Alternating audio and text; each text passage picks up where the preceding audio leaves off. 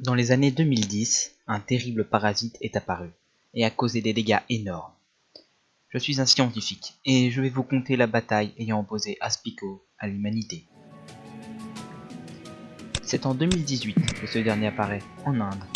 Les causes de son réveil seraient vraisemblablement l'ouverture de sites archéologiques indiens dans lesquels se trouvait ce fléau dormant.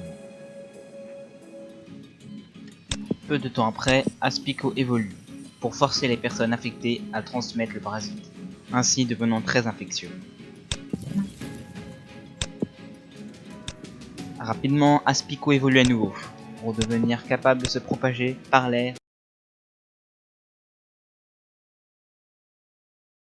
Les scientifiques du monde entier ne soupçonnent même pas son existence. De plus en plus de pays succombent à ce parasite.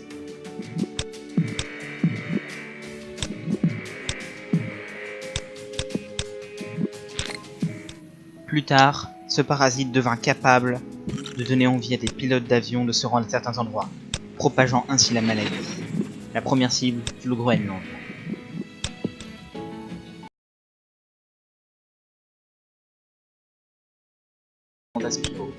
Ils comprennent qu'ils pourraient rapidement dominer l'esprit humain. Les premières mesures sont prises. Notamment, une journée de désensibilisation mondiale est créée. Mais nous ne savions pas encore que la plupart des pays étaient déjà contaminés.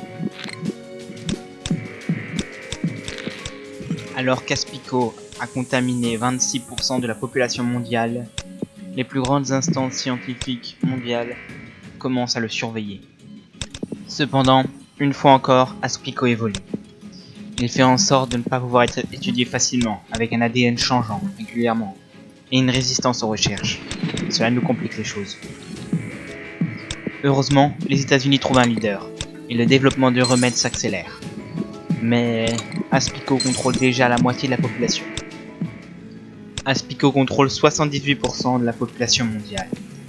Et la Suède, dernier pays avec aucun infecté, est infecté par un avion provenant de l'Amérique.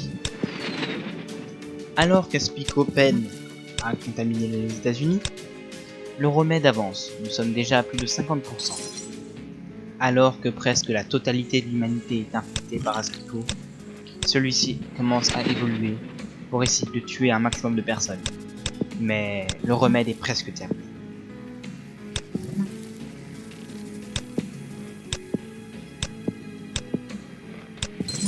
C'est juste après que les premières morts causées par Aspico soient détectées en Asie que le remède est terminé. Heureusement, nous parvenons rapidement à le diffuser dans le monde. Si bien qu'au bout de quelques mois, Aspico est éradiqué. Ce parasite n'est plus qu'un mauvais souvenir. Cependant, l'humanité a frôlé l'extinction. Nous allons maintenant faire en sorte que cela ne se reproduise plus, en allouant plus d'argent aux recherches scientifiques pour développer des remèdes plus rapidement. Cette épidémie nous a donc appris à nous tenir prêts, car le Vernorax pourrait très bien revenir un jour.